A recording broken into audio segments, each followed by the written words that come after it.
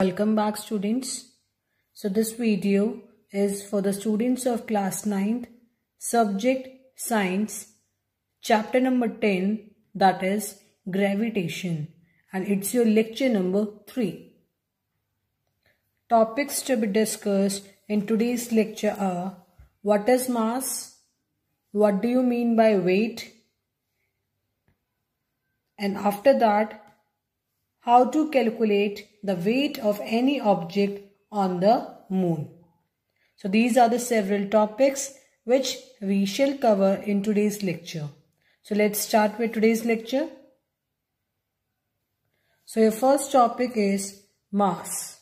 What do you understand by mass? In the previous chapter, you have studied about inertia, right? So what is mass? Mass is the measure of its inertia. Okay, it is the measure of its inertia. And greater the mass, the greater is the inertia. Okay, if the mass is greater, it means the inertia is greater. And mass, it remains constant. Okay, mass of any object, it does not change if we move from one place to another place. Okay, the mass of that object, it always remains constant. Next, SI unit of mass. The SI unit of mass is kg. Okay, we measure the mass in kg. And one more thing, mass. Mass is a scalar quantity. Why it is a scalar quantity? Because it has only magnitude. It does not have direction. So mass is a scalar quantity. Clear? Okay, students. So this was all about mass. Now, what is weight? Weight is basically what?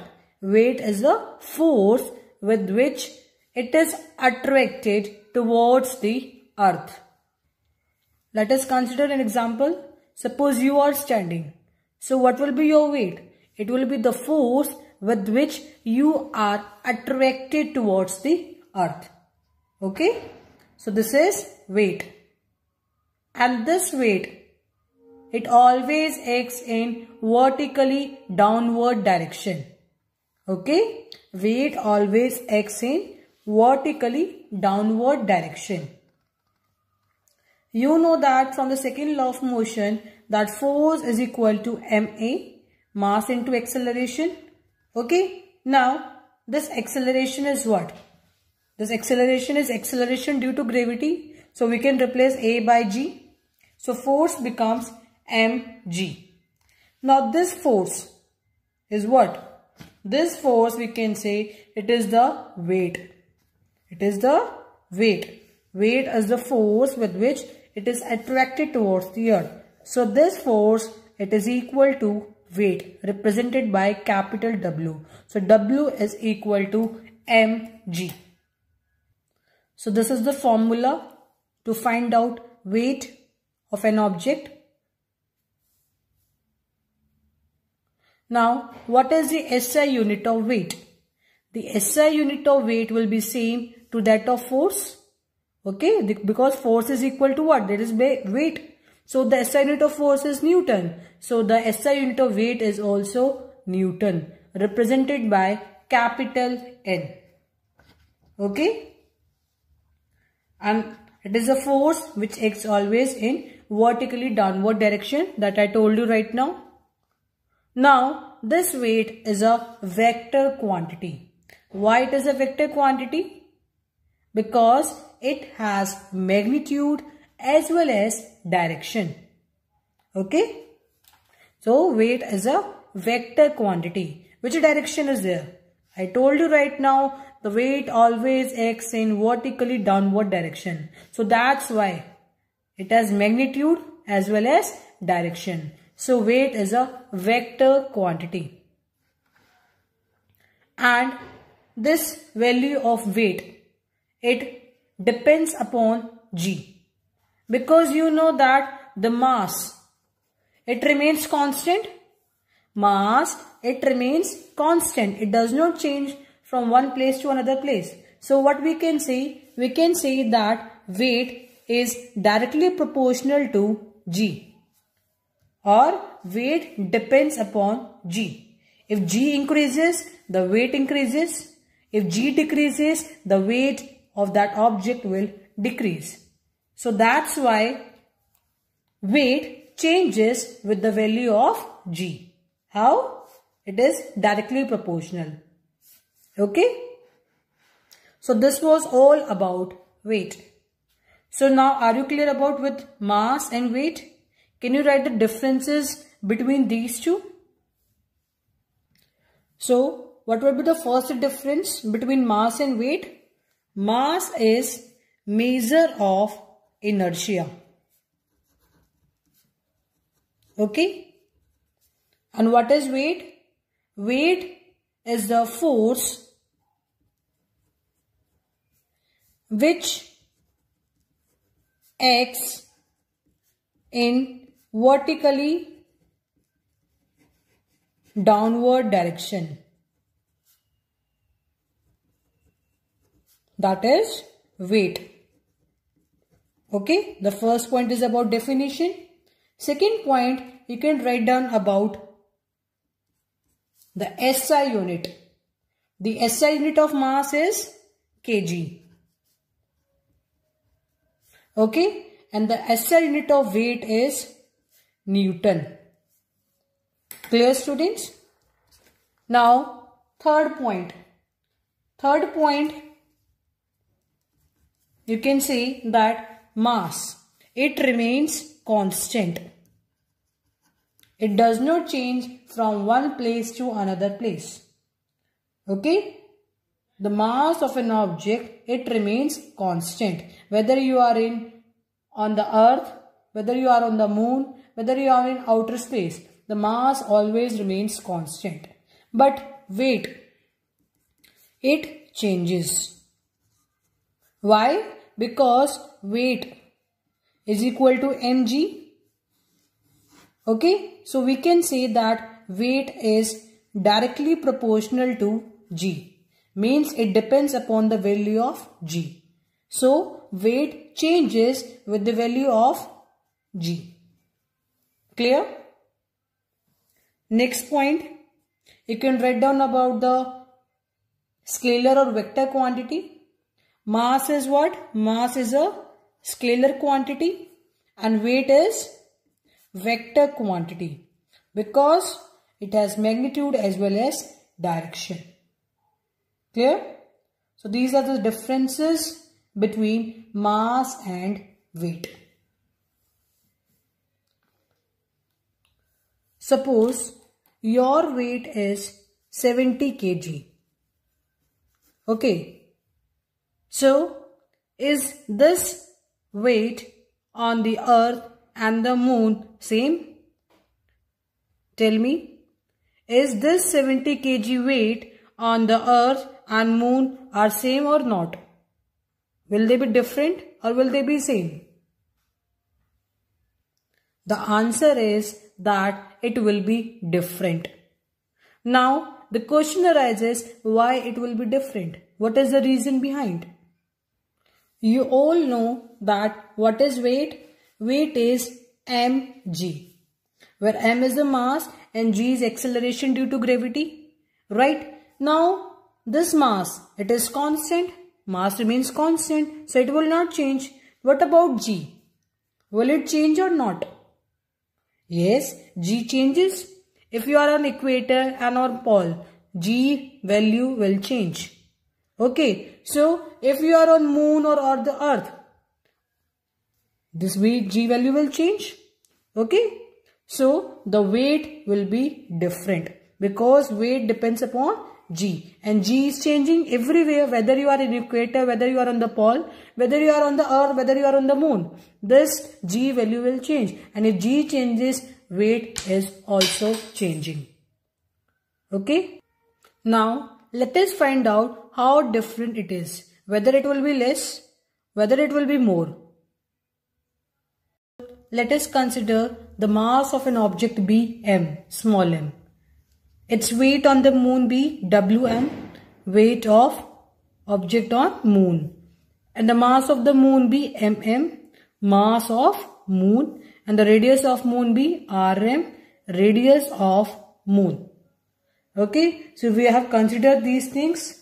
Now you know that force is equal to Gmm by r square. Okay, so in this case, you know m, that will be mass of moon. You know m, that is mass of an object. And you know r, that is radius of moon. So substitute these values in this equation by applying the universal law of gravitation. So what you will get? Wm is equal to Gmm into m by rm square. Okay, G is universal gravitational constant. Mm is mass of moon into mass of object divided by the distance, means the radius of the moon, it is rm whole square. And this all is equal to weight of object on moon. Similarly, calculate weight of object on earth.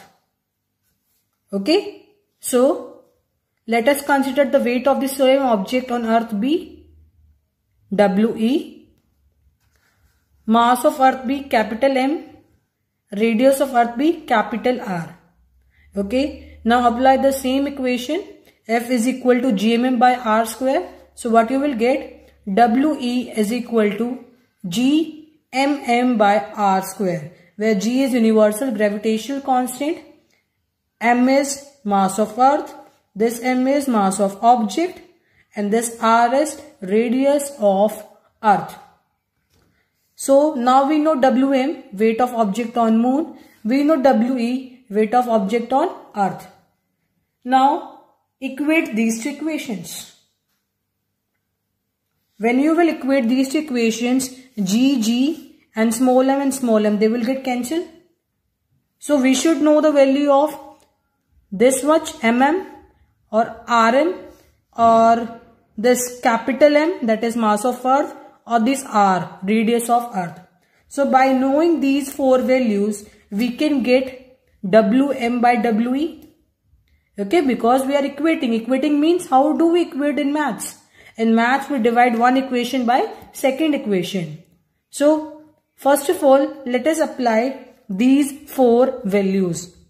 This one mm, rm, capital M and capital R. So let's apply. There are two celestial bodies that we discussed, Earth and Moon. E for Earth and M for Moon. So mass of the Earth is given 5.98 into 10 to the power 24 kg. Mass of Moon is given 7.36 into 10 to the power 22 kg. Radius of Earth is given 6.37 into 10 to the power 6 meter. And the radius of Moon is also given 1.74 into 10 to the power 6. So we know these four values.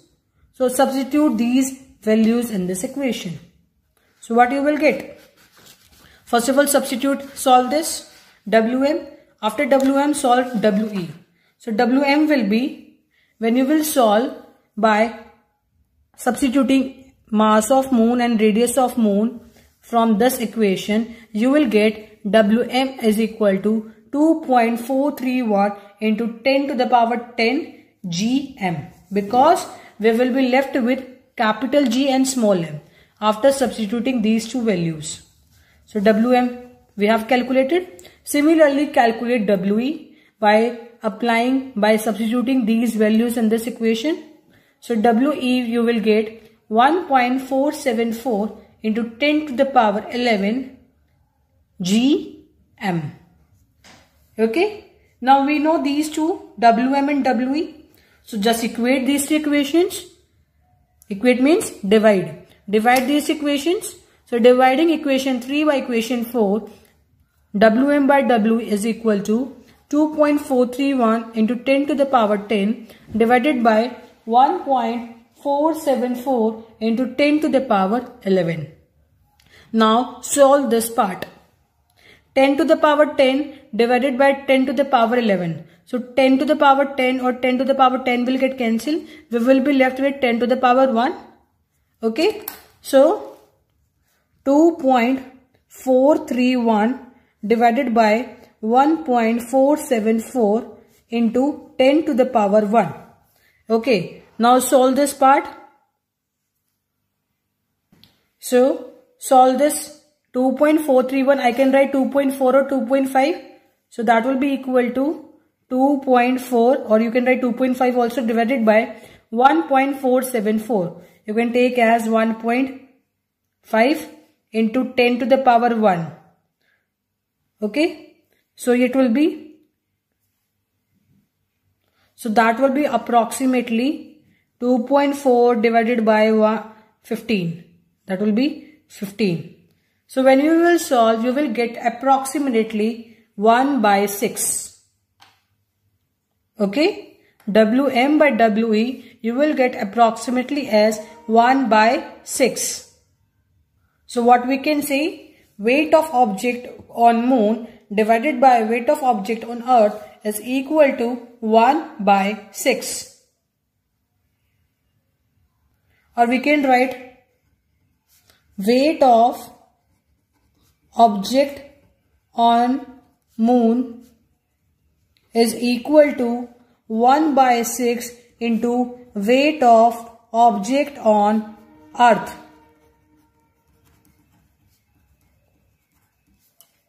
Okay.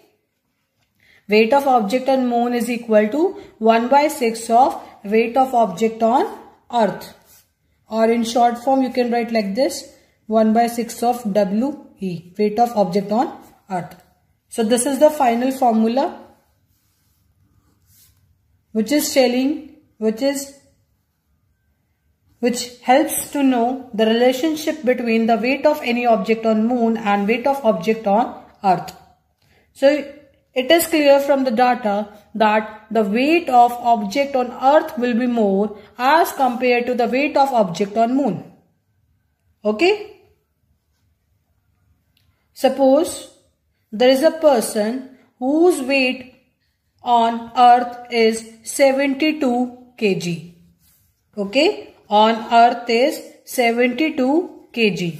So what will be the weight of the same person on moon?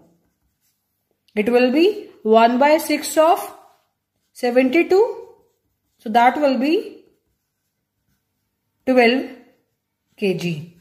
So you can see that weight of object on moon is very, very less as compared to the weight of object on earth. Clear? So this was all about mass and weight. So this ends for today's lecture as well as this chapter. The remaining topics have been deleted this year from your syllabus. Okay. So this was all about gravitation. Now what is your homework? Your homework is solve exercise question number 14 to question number 18 of same chapter, chapter number 10, that is gravitation. Okay. And revise this topic also, mass and weight. The derivation is very important from the examination point of view. Now, I would be discussing the homework solutions of lecture number 2. So, let's start with the homework solutions. You match your answers. If there is any error, kindly correct them. Question number 8 of exercise is, what is the acceleration of free fall? The answer is, the acceleration produced when a body falls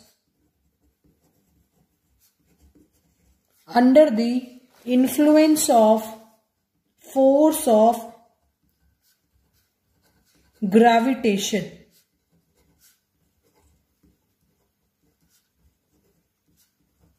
That is acceleration of free fall, and it is denoted by G, and the value is 9.8 meter per second square. Okay. Coming to question number 9. What do we call the gravitational force between Earth and object? So what is the answer? The answer is weight of object. Why? Because it is saying the gravitational force is existing between Earth and object. So that is basically what? That is weight. Weight is the force which is acting in vertically downward direction, that is acting towards the earth. So the answer is, that is weight of an object. Coming to question number 10 of exercise. Amit buys few grams of gold at the poles as per the instruction of one of his friends. He hands over the same when he meets him at the equator. Will the friend agree with the weight of gold bought? If not, why? Hint is already given in the question. The value of G is greater at the poles than at the equator. You all are well aware with the formula that W is equal to mg, where m is the mass of object or the body and g is acceleration due to gravity.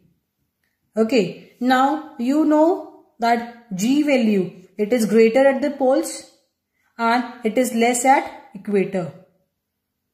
Okay, so Amit's friend who bought gold, it will weigh less at equator or poles. It will weigh less at equator because at equator G value is less, and if G is less, W is less, means weight is less. So the weight of the gold at equator will be less and the weight of gold at the poles will be more. That's why Amit's friend will not agree with the weight of gold bought. Clear, students? Coming to question number 11. Why will a sheet of paper fall slower than one that is crumbled into a ball? Okay, in one case there is a sheet of paper and the other case there is a crumbled sheet of paper. It is saying why this sheet of paper, it will fall slow and this crumbled sheet will fall fast as compared to this sheet of paper. What is the reason behind? The reason is air resistance. Why? Because the sheet of paper, it has lot of area. Okay, the area is more in case of sheet of paper as compared to this crumbled paper ball. So a sheet of paper, it must hold a lot of air resistance. Okay, the resistance offered by air to this paper, it is more as compared to the resistance offered to this crumbled ball. That's why the sheet of paper falls slow as compared to this crumbled ball. Okay, the air resistance here it is more.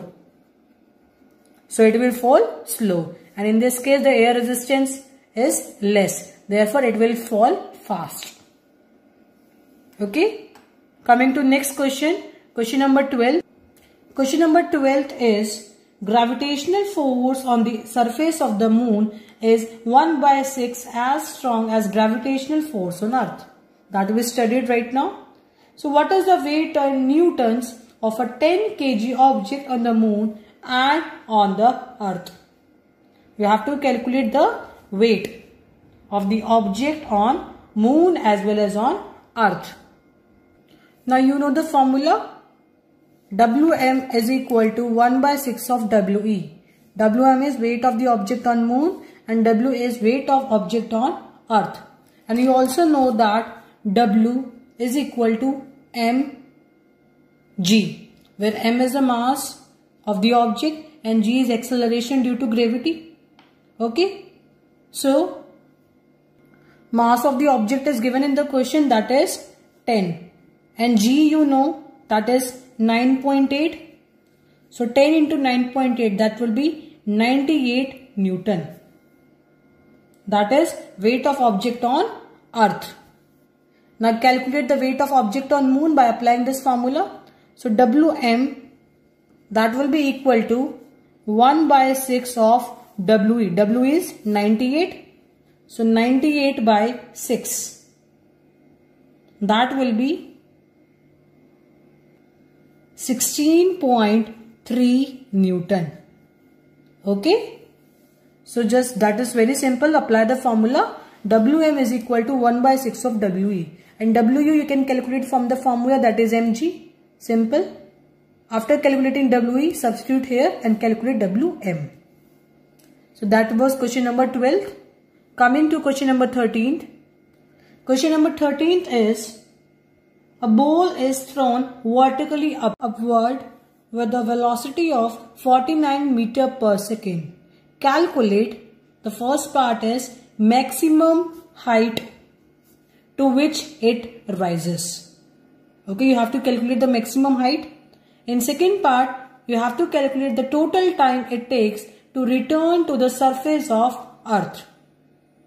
Now you are given velocity, that is 49 meter per second, means initial is given 49 meter per second and final will become 0. Okay. At the top, the final velocity will become 0. Now you need to calculate h. So apply the third equation. V square minus u square is equal to 2gh. Now you know the values. V is given 0 square, that will be 0, minus u square, that will be 49 square, that is equal to 2gh. 2 into g is 9.8 into h. Just solve it. You will get 49 square is 2401 and 2 into 9.8 is 19.6 into h. Okay. So it will be h is equal to 2401 divided by 19.6. That will be approximately equal to 122.5 meter. Okay. One more thing beta. Here it will be minus 2401 and g in this case it will be negative. Why it will be negative? Because the ball is thrown in upward direction. The motion is in upward and acceleration due to gravity, it always acts in downward direction. So both are things, they are opposite. That's why g is negative. So this negative will get cancelled. So the answer will be in plus. So this is the first part h. Second part, you need to calculate time. Let the time taken be t to reach this height. So apply the first equation of motion. V is equal to u plus at. Here a will be replaced by g. So u plus gt. Now final velocity you know, that is 0.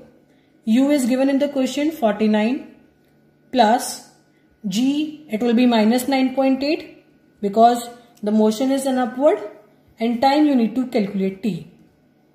So it will be minus 49 equal to minus 9.8 t. This minus and this minus will get cancelled and time will be 49 divided by 9.8. That will be equal to 5 seconds.